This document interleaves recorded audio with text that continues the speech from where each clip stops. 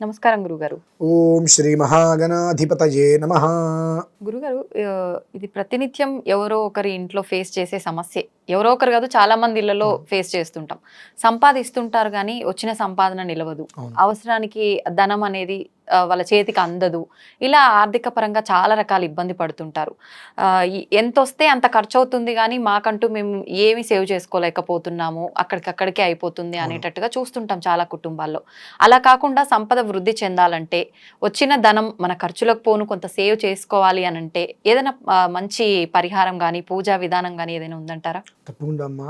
నేను మీరు అడిగిన విషయం చెప్పే ముందు మహాభారతంలో చిన్న విషయం చెప్తా. ఓకే. చెప్పిన తర్వాత నేను ఇందులోకి వస్తా. అప్పుడు మీరు అడిగిన దానికి నేను చెప్పిన దానికి సమాధానం సరైందో లేదో మీరు ఒకసారి. మనము నిత్యం భగవంతుడితో ఉంటూ ఉంటాం, భగవంతుడిని ఆరాధిస్తూ ఉంటాం, కానీ మన దగ్గర వచ్చేటువంటి డబ్బు మాత్రం నిలవదు. మరి భగవంతుడు మనల్ని ఎందుకు చూడట్లేదు అని మనకు ఒక ఆలోచన ఉంటుంది. ఎప్పుడు ఏదో ఒక ఉపకారము చేస్తున్నాము, ఏదో చేస్తున్నాము, సంపాదిస్తున్నాము, రోజు భగవంతుడికి దీపం ధూపం చేస్తున్నాము, అయినా మనకు సంపద మిగలట్లేదు, అవసరానికి రూపాయి దొరకట్లేదు, ఎందుకు అని అనుకునేటప్పుడు ముందు ఇది ఒకటి మనం గమనించుకోవాలి. మహాభారతంలో శ్రీకృష్ణ పరమాత్మ గురించి తెలుసు కదండి, జగద్గురువు. ఆయన ఉండగా రాజసూయ మహాయాగం చేసినటువంటి పాండవులు అజ్ఞాతవాసానికి వెళ్ళారు. ఎందుకు వెళ్ళారు? మరి రాజసూయ యాగం చేయడం సామాన్యమైన విషయం కాదు. అంత యాగం చేసిన తర్వాత కూడా అనతి కాలంలో అజ్ఞాతవాసం చేశారు. ఎందుకు? అరణ్యవాసం, అజ్ఞాతవాసం రెండు ఎందుకు చేశారు? అరణ్యవాసం ఒక రకంగా ఒక అజ్ఞాతవాసం చేశారు, మళ్ళీ ఎవరికి కనిపించకుండా. ఎందుకు చేశారు అంటే ద్రవ్య శుద్ధి లేకపోవటం. అంటే మనం చేసేటువంటి కర్తువులో మనకు ₹1 వస్తే ఆ రూపాయి 4 భాగాలు చేసుకోవాలి మనం. ఒకటి దాన ధర్మాలు, ఒకటి క్షేత్ర దర్శనం, 2 మనకు, 4 ఇంకో 4 చివరిది పవల పిల్లలకు. అలా 4 భాగాలు చేసుకోగలిగితే మనకి ఇబ్బంది ఉండదు. ఎందుకంటే మనం కష్టపడి సంపాదించినప్పటికీ కూడా మనకు వచ్చేటువంటి సొమ్ము సరైనది కాకపోవచ్చు. ఇప్పుడు మీరు ఒక మెడికల్ షాప్ పెట్టారు, లేదంటే ఇంకోటి ఏదో పెట్టుకున్నారు. మీ షాపులోకి నేను కొనుక్కోవడానికి వచ్చా ఒక వస్తువు, నేను మీ దగ్గర కొనుక్కుంటే మీకు ₹1 వస్తుంది. నేను తీసుకొచ్చిన సొమ్ము మంచిది కాకపోవచ్చు, ఎవరైనా కొట్టి తీసుకురావచ్చు. వడ్డీ వ్యాపారం చేస్తాం, ₹5 ₹10 పట్టి పీడుస్తాం. అది కుటుంబానికి ఆ రకంగా పట్టి పీడిచి తీసుకునేటువంటి సంపాదనకి వంశవృద్ధి ఉండదు, సరైనటువంటి వంశం ఉండదు. ఏదో ఒక రకంగా దీర్ఘకాలిక వ్యాధులతో బాధపడుతూ ఉంటారు. అట్లా ఎందువల్లంటే మరి అంతర్గత రాజసూయ యాగం చేసినప్పుడు ఎంతో మంది కానుకలు ఇచ్చారు, ఎంతో మంది భయపడుతూ ఇచ్చారు, మనల్ని అంటారేమని చెప్పి. కొంతమందిని కొట్టి లాక్కొచ్చారు భటులు వెళ్ళి, ఉత్సాహం, మాకు అప్పచెప్పారు కదా అని చెప్పి నేనంత తీసుకొచ్చాను చూపించాలని చెప్పి ఉత్సాహంగా కొట్టి లాక్కొస్తారు. ఈ డబ్బంతా చేరేటప్పటికి రక్తపు కూడా అయిపోయింది. అదంతా ద్రవ్యశుద్ధి లేకపోవటం ఒకటి. 2 నవద్వారపురి అంటే తెలుసా అండి? కృష్ణుడు ద్వారకలో కృష్ణుడు లేకపోవటం. నవద్వారపురి అంటే మన శరీరం, నవరంధ్రాలు ఉంటాయి కదా, నవద్వారపురి అంటే మన శరీరం. శ్రీకృష్ణ అప్పుడు ఊరిలో పక్కన ఉన్నాడు, కానీ జోదం ఆడటానికి పిలిచినప్పుడు కృష్ణుడిని ఆడమంటావా వద్దా అని అడగలేదు. నా పక్కన కృష్ణుడు ఉన్నాడుగా చూసుకుంటాను అనుకున్నాడు. నా పక్కన కృష్ణుడు ఉన్నాడు కదా చూసుకుంటాడులే అని అనుకున్నాడు. కానీ లోపల కృష్ణుడు కనుక ఉండి అడగలేకపోయావుగా నువ్వు. అంటే నీకు అహం కావచ్చు, ఇంకోటి కావచ్చు, నేను మహారాజుని, నేను అడిగేది ఏంటి, నా పక్కనే కృష్ణుడు ఉన్నాడంటే నన్ను చూసుకుంటాడని నువ్వు ఫీల్ అయ్యావు. ఆయన ఉంటాడు ఉచిత సలహా ఎవరికి ఇవ్వద్దంటాడు. అడగందే నువ్వు ఎవరికి ఏమి ఇవ్వద్దు, సలహా కూడా చెప్పొద్దు అంటారు. కాబట్టి ఆయన మౌనంగా కూర్చున్నాడు. ఈ నవద్వారపురిలో కృష్ణుడిని పెట్టుకోరా కనుక ఆయన ఓడిపోయాడు. అదే నవద్వారపురిలో ద్రౌపదికి కృష్ణుడు ఉన్నాడు కాబట్టి అన్నానంగానే ఆయన వస్త్రాలు ఇచ్చి కాపాడుకున్నాడు. అక్కడ మనం గమనించాల్సింది ఎందుకంటే మనం చేసేటువంటి దానికి భగవంతుని ఎప్పుడు మనం నిందించకూడదు అనేటువంటిది ఒకటి చేసుకోవాలి. ఆ సంపద వృద్ధి కలగాలి అంటే మనం ధర్మంగా సంపాదించేది ఉండాలి. దాన్ని 4 భాగాలుగా మనం దాచుకోవాలి. ఈ సంపాదన ధర్మంగా మనకు వృద్ధి చెందాలి. మనకు ఎవరు ఏ రకంగా తీసుకొచ్చి ఇచ్చినప్పటికీ కూడా అది మన దగ్గరికి వస్తే ధర్మంగా ఉండాలి అన్నప్పుడు దానికి మనం 3 విధానాలు మనం చెప్పుకుందాం. మీకు అంటే అది ఎలా వస్తుంది ధర్మ సంపాదన అని అంటే, మీరు 10 లక్షలు అప్పివ్వండి, ధర్మ వడ్డీ ₹2 ఉంటుంది, అలా తీసుకోండి, అది కుటుంబాన్ని కాపాడుతుంది. నేను ₹5 తీసుకుంటా, ₹10 తీసుకుంటా, పట్టి పీడుస్తా, నువ్వు ఇచ్చిందేంటి, ఇటువంటి విషయాలండి అది వంశనాశనానికి దారితీస్తూ ఉంటుంది. అవి చాలా మన ప్రమాదాలు. మనకు తెలియకపోవచ్చు ఆ డబ్బు వస్తుంది అనుకుంటాం, తర్వాత నీ వంశం ఏమవుతుందని ఆలోచించుకోరి. నువ్వు కూడబెట్టింది మొత్తం కూడా నీ కొడుకు మంచి పడితే దాస్తాడు, లేదంటే ఈ ప్రభావం వాడి మీద పడితే మొత్తం అరగబెట్టి రోడ్డు మీదకి వస్తాడు. ఇటువంటివన్నీ కూడా మనం సంపాదన విషయంలో గమనించుకోవాలి. మన దగ్గరకు వచ్చిన ప్రతి రూపాయి కూడా మనం సంపాదించే ధర్మంగా అయ్యి అది వృద్ధి చెందాలి అని అంటే మనకు ఒక విధానం ఆచరించచ్చమ్మా. ఆ విధానం ఎవరు ఆచరించారు ఇంతకు ముందు అంటే ఆదిశంకరాచార్య స్వామి వారు, ధర్మధ్వజుడు, దేవేంద్రుడు, ముగ్గురు ఆచరించారు. మనకు తెలుసు కనకధార స్తోత్రం ఎలా వచ్చిందో. ఆదిశంకరాచార్య స్వామి వారు శంకర యతివరు ప్రార్థన మేరకు బంగారు వర్షాన్ని అమ్మవారు కురిపించింది, అదొకటి మనం విన్నాం.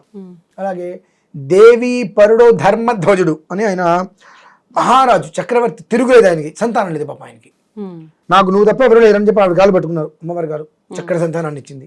తర్వాత ఇంద్రుడి దగ్గర కల్పవృక్షం ఉంది, కానీ ఇంద్రుడికి దిక్కులేని స్థితి వచ్చింది. ఒకసారి ఏం చేయాలి తెలియక ఇంద్రుడు దేవి యాగం చేశాడు. ఆ దేవీ యాగము చేసినటువంటి ఇంద్రునికి అనేక విధములుగా అక్షయమైన సంపద అమ్మవారి ఇచ్చింది. అది ఏదైతే కనుక అమ్మవారి యాగం అనేటువంటి ఉందో కల్పవల్లి మహాలక్ష్మి యాగం, అది కనుక ప్రతి మనిషి చేసుకోగలిగితే అతని జీవితాంతం సుఖంగా ఉంటాడమ్మ. చాలా యోగం అది, ఎంతో అత్యద్భుతమైన యోగం ఉండాలి. చేసుకునే రాత కూడా మనకు ఉండాలి. నేను చేసుకుంటా అంటే వదు, ఆ రాత మనకి ఇక్కడ రాసి ఉండాలి. రాసి ఉంటే మాత్రమే మనం చేసుకోగలుగుతాం. ఇళ్లల్లో కూడదు, ఇళ్లల్లో కూడదు. ఏదన్నా ఒక ఆలయం, ఒక క్షేత్రం, తీర్థము క్షేత్రము కలిసిన ప్రదేశం ఏదైనా ఉందంటే అక్కడికి వెళ్ళి నువ్వు చేసుకోగలిగితే అది నీ కుటుంబానికి 1000 రెట్లుగా వృద్ధి చూపిస్తుంది. కల్పవల్లి మహాలక్ష్మి యాగం సుమారుగా దానికి మనకు 24 రకాల సుగంధ పరిమళ ద్రవ్యాలతో హోమం. అది ఇది 1, 2 కాదు, సుగంధ పరిమళ ద్రవ్యాలు 24. మరి అంతటి సుగంధ పరిమళ ద్రవ్యాలు 24 రకాల ద్రవ్యాల్ని మనం హోమం చేసిన తర్వాత ఆ అమ్మవారు ఏ స్థాయిలో మనకి ఇవ్వాలండి? కోరనివాడు పాపాత్ముడు, కోరనివాడు పాపాత్ముడు. కొంగు బట్టి కోరేవా, కోరిక ధర్మయుక్తమై ఉండాలి. తల్లి నేను కష్టపడుతున్నా, సంపాదిస్తున్నా, నా కుటుంబానికి ఒక నీడను ప్రసాదించు తల్లి నువ్వు అడుగు, అవి నీకు ఇచ్చేస్తుంది. అంటే అడిగేది ధర్మంగా ఉండాలి. ఆ అడిగేది నువ్వు ధర్మంగా ఉందా, నువ్వు చేసే ప్రతి దాంట్లో నీకు ధర్మయుక్తమైన సంపాదన నీకు వస్తుంది. అదేమవుతుంది, ధర్మయుక్తమైన సంపాదన వృద్ధి చెందుతూ ఉంటుంది. శుక్లపక్షంలో చంద్రుడు ఎలా వస్తాడు, రోజు రోజుకి పౌర్ణమి వరకు కూడా ఆ రకంగా వృద్ధి చెందుతూ ఉంటుంది. ఆ వృద్ధి అనేటువంటిది అనేక రకాలుగా మీకు యోగాన్ని ఇస్తుంది కదా.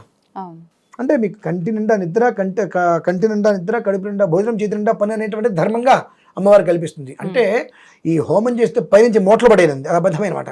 కళ్ళు మూసుకుని వెళ్తుంటే మూట పడింది, తీయంగా మనకు దొరికిందని అబద్ధమాట.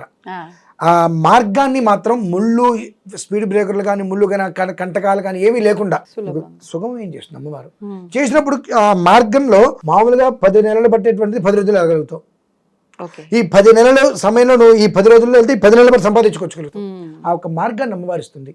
ఆ కల్పవల్లి మహాలక్ష్మి యాగం అనేటువంటిది చాలా విశేషమైందమ్మా. రేపు 17వ తారీఖు పౌర్ణమి గ్రహణం రోజునాడు, ఆ రోజునాడే ఇది చేసుకోవడం చాలా విశేషం. ఆ రోజునాడు ఎక్కడైనా సరే ఆలయం ఉంది, కాస్త శివాలయం చాలా కాస్త పాతది అనుకుంటే ఆలయంలో చేసుకోవడం అనేటువంటిది చాలా విశేషం. ఇందాక మనం ఒక ఆలయం గురించి చెప్పుకున్నాం మనం, పెద్దగల్లేపల్లి అని చెప్పి. ఆ రోజు నేను అదే పెద్దగల్లేపల్లి అదే యాగం చేస్తున్నానండి. ఆ యాగానికి అక్కడికి వెళ్ళి ఆ యాగం పూర్తయిన తర్వాత అదే సమయంలో చంద్రగ్రహణానికి కూడా అక్కడే ఉండి ఆ చంద్రగ్రహణంలో వచ్చిన వాళ్ళందరికీ మంత్రోపదేశం చేసి నేను అక్కడి నుంచి బయటకు వస్తున్నాను. ఎందుకంటే ఈ అన్ని కూడా కలిసి వచ్చినటువంటి అద్భుతమైనటువంటి యోగ సమయం. దక్షిణ కాశీ శ్మశానం పక్కనే ఉంది. శివుడికి ఎదురుగుండా ఆగ్నేయంలో శ్మశానం ఉంది. రుద్రభూమి అని అన్నది, రుద్రభూమి అంటే శ్మశానం. ఆ శ్మశానం ఎదురుగుండా కృష్ణ, ఇటు ఎదురుగుండానేమో 12 జ్యోతిర్లింగాలు, ఇటు పక్కకు వస్తేనేమో నవగ్రహాలు, ఆంజనేయ స్వామి వారు, ఇలా అన్నీ కూడా ఆయనకి పరిసరాల్లో ఉన్నాయి. పెద్ద వృక్షం ఉంది, అశ్వత్థ వృక్షం, బ్రహ్మచిత్రం కలిగిన శివలింగం, 14 అడుగుల పాము దానికి కాపలాగా ఉంటుంది ఆలయానికి. ఆ ఆలయంలోనే ఆ రోజు నాడు నేను విశేషంగా అక్కడికి వెళ్ళి 24 రకాల ద్రవ్యాలతో ఉదయం నుంచి సాయంత్రం వరకు కూడా ఎవరైతే అందులో పాల్గొనడానికి వస్తున్నారో వారందరూ స్వహస్తాలతో హోమం చేస్తున్నాం. మొదటిసారి ఇంతవరకు ఎప్పుడు నేను చేయించలేదమ్మా, ఎవరి చేత నేను హోమాలు చేయించను. సామూహికం కాదు మళ్ళీ, ఇది ఒక ప్రత్యేకమైనటువంటి పర్వదినం. ఆ పర్వదినం అనేటువంటిది ఎప్పుడో అనుకోకుండా అలా కుట్టట్టు వస్తుంటుంది, లేదంటే రాదది. ఆ పర్వదినం రోజునాడు అక్కడికి వచ్చేటువంటి వాళ్ళ చేత వాళ్ళ స్వహస్తాలతో ఆ రోజు నేను హోమం చేస్తున్నాను అక్కడ. కాబట్టి ఎవరైనా సరే ఆ పరిసరాల్లో శివాలయం ఉంది అనుకుంటే ఖచ్చితంగా ఆ గుళ్ళో కల్పవల్లి మహాలక్ష్మి హోమాన్ని చేయించుకోవచ్చు. ఎవరైనా కనుక వాళ్ళ దేవాలయంలో చేయించుకుంటాను అనుకుంటే వాళ్ళకి ఏ ద్రవ్యాలు కావాలో లిస్టు కూడా మనం వాట్సాప్లో వాళ్ళకి మనం పంపించచ్చండి. ఓకే. ఆ ద్రవ్యాలతో వాళ్ళు హోమం చేయించుకోగలిగితే ఖచ్చితంగా అక్కడి నుంచి నాకు తెలిసి ఒక 28 లేదా 36 రోజులు ఆదాయం వృద్ధి అనేట్టు వాళ్ళకి కనిపిస్తుంది. వాళ్ళకి దారి అలా ఇప్పుడు శ్రీకృష్ణ పరమాత్ముని ఆ నది దాటించడానికి వెళ్తుంటే నది ఎలా అయితే దారి ఇస్తుందో ఆ రకంగా వాళ్ళకి దారి అలా ఇచ్చేస్తుందమ్మా అమ్మవారు. నీ యొక్క జీవితం ప్రయాణం అనేటువంటి గమ్యం చేరిపోతుంది, నేను వెనకాల తోడుగా ఉన్నా నీకు పద అని చెప్పి ఆవిడ నీడలో ఇవి నడిపిస్తుంది మనిషిని. అది మాత్రం ఖచ్చితంగా 28 లేదా 36 రోజుల్లో చేసేస్తుంది. ధన్యవాదాలు గురుగారు.